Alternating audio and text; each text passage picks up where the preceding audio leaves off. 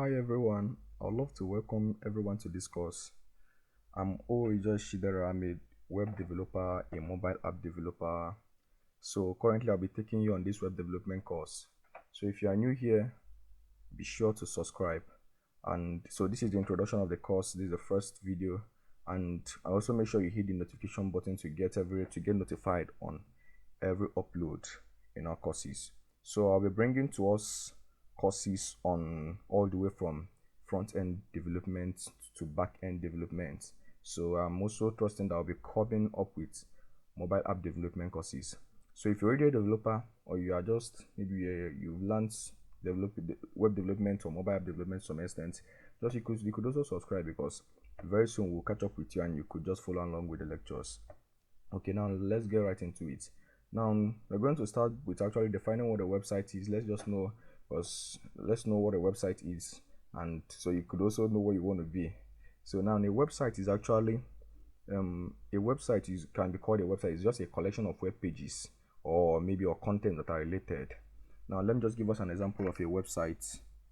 I think I have one. Okay, yeah. Now this is our website.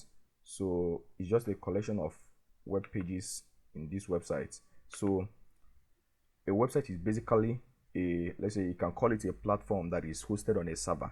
Now a website usually has most websites are published on servers. So, and a server is more like an online space or a computer online that holds a website, and each website usually have a domain name. A domain name is usually a specific, or you can call it a unique name for every website. Okay, let's say things like let me just choose a website and just say something like let's just say neconetwork.org.ng. If you open this website, you'll see that the link here, this is the domain name of this website. So you could see that this is just the unique now there is no way the uniqueness of this site alone. So every site on earth, no other site has this domain name. So you could also open to sites like google.com and other things. You could also see that all of them are unique on their own way. So I don't know if you've heard of things like, so now while in your web development course, we'll still come to hosting. So after designing your website, you host it, and it's in the hosting that you can get a domain name. So there are some domain names that are usually very costly. So some of them, the price for it is very high. Let's say for adventure, you want to buy google.com, you should know the price will be higher than, let's say, an ordinary website's price. So that's basically what a website is. Now actually, so let's say all public websites usually consist of a world wide web, and they usually have a private network. So that's just basically, and also a world wide web. The world wide web actually was created in 1989 by a British physicist, Tim Berners-Lee. So it was created on the 30th of April 1993. You could check the man out on Wikipedia. He's still alive. He has a high net worth in millions of dollars. So it's just so now the website can comprise of different things. So let's say this is my website now. Is more of what we do. So just basically, this is what we do. So now you see that is unique to us. So now we could also have websites. Okay, let's say like this religious organization now. Okay, like, so you see that it has, so this uniquely to a website. So this is what is done here. So we could also talk about websites like, so there are websites that ranges from, let's say, from things like, let's say, blog post, an organization, a business, or anything you could even imagine. So now a website can contain a link to another website. Now a link to another website means the same way I could click on this link now, and it will come to a page on this website. I could click on any of this link, or even a link on my own website, and it links me to a new site. And so now what could be a link? Anything can be a link. Can't you say that even the images could be a link also? Your text could be a link. Just whatever at all can be a link. So now that is basically how a website functions. So you could have academic websites, news websites, file sharing websites, message boards, web-based emails. You could also have social networking websites. You say things like Facebook, WhatsApp, WhatsApp, those ones are actually web apps. So we'll come into those ones later to explain what they mean. But so you could have social not networking website, you could have real-time website that maybe that could check stock exchange rates and other things also. Now there's what we call a static website. A static website is a web page actually is one that, let's say, the web page is stored on the that web page is stored on the server, and is more of a clientele website. When I mean client, is more of an interface. Let's say something like let's just open facebook.com. So you will see you will see that what it basically does is that the interface of this Facebook now is just more like, is where now you see this is my login in. So in other words, this is the client base. So this is where I can relate with it. Now beyond this, now if I put this my information now and I log in, now behind it they have servers. Now what those servers does is that they can be able to, those servers can be able to just choose how they will, to know whether I'm correct, whether I'm not correct, to know who, just so like that's basically what it does. So they are static website. So what static website is a website that doesn't need any back end writing. This is something like this website that we just, let's say, mine for now.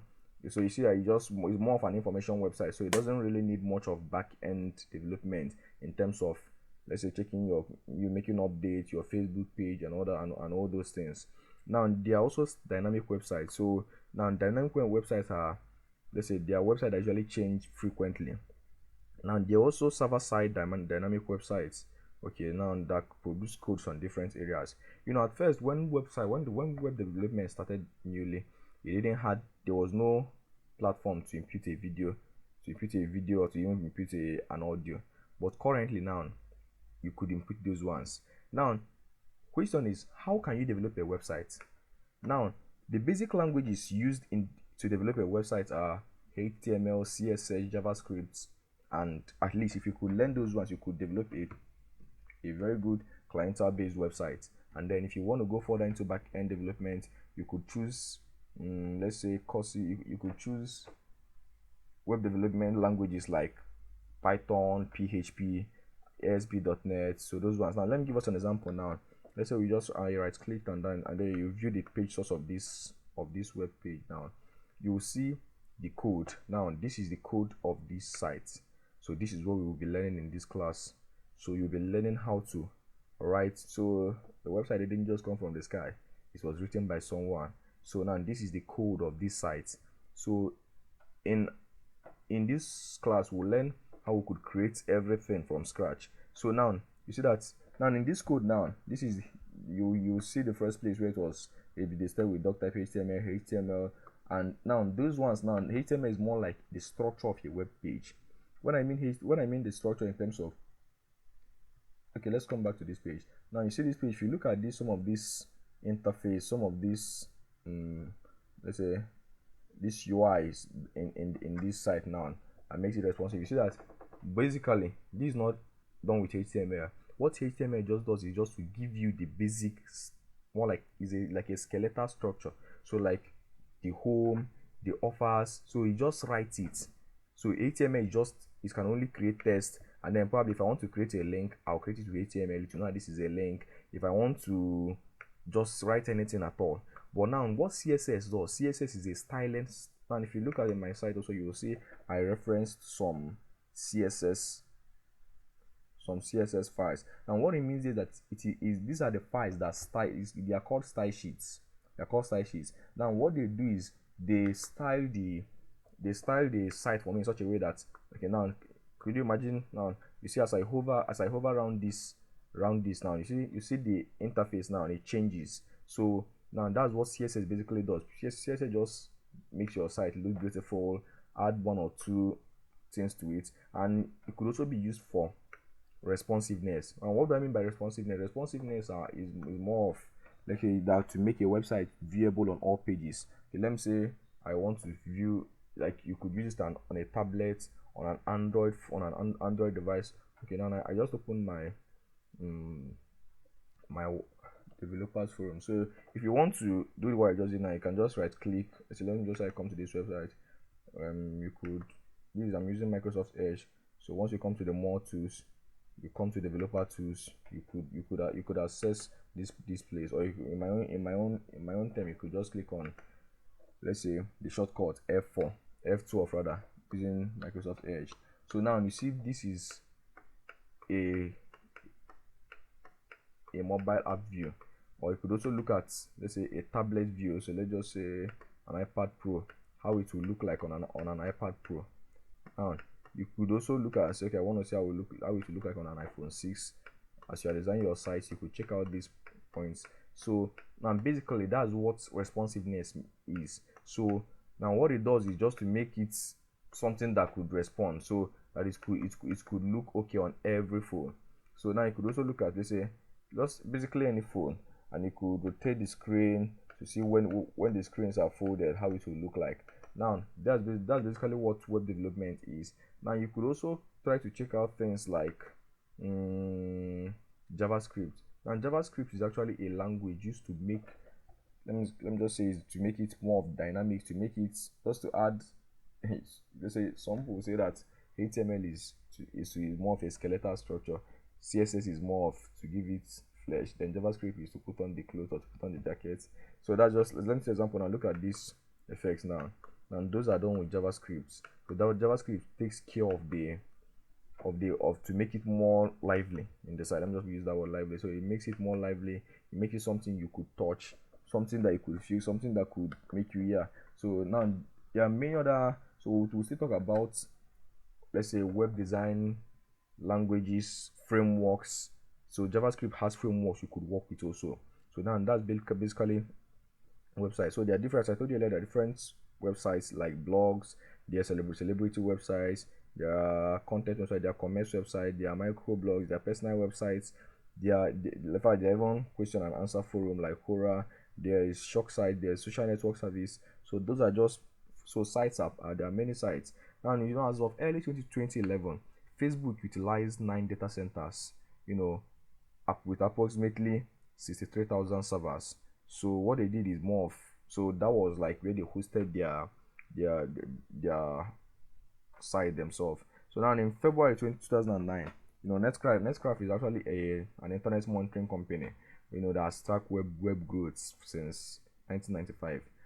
Nextcraft actually reported that there were over 200 million websites with domain names, with domain names, over 200 million websites, and with content on them, and then, but as at 2014, we discovered that it was more, that now there are currently over 1 billion websites, and as at 2016, there are still over 1 billion websites, but we discovered that 85% of all the sites are actually inactive, while only 10 to 15% are in use.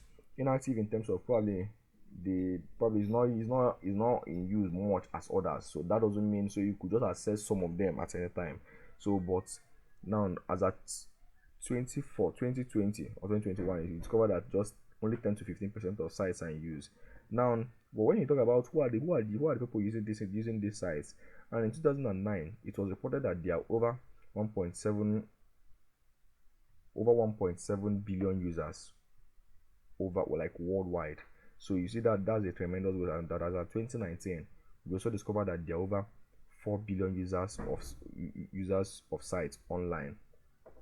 Now, another fact also to know that, in example now in Facebook now, Zuckerberg has recorded over 2.7 billion monthly active users. And you see that these are just interesting facts for you to know that if you really want to take this part of web development, you're not speaking to clouds. You're actually going over to take the future, because you have the billions of people on earth at your control. So it's what you can produce, is what they can use. Now, and it's what, like, the moment you're able to produce what they can use, like, you are good to go. So you could start off by building site for yourself, building site for people. I want us to know that we're going to be learning. So this course is going to be a full course. Full course. I checked, some of us that just joined online, you didn't fill our form, but there was a form we filled actually when we took the statistics of people of the time you would love to invest in this course. Some said 1 hour, some said 2 hours, some even want less than 1 hour. Some people feel that they could go as far as possible. So I would like you to, I'll just keep uploading. So what I want you to do is, as much as you can every day, so it will always be online for you to access at any point you want it, but as much as you can, make sure you finish every tutorial before the time comes. Don't wait till maybe, let's say, when you are done with a whole course, a whole language, then you now want to start covering up. Just join us as we go with this progression, and I trust that the course is gonna profit you a lot.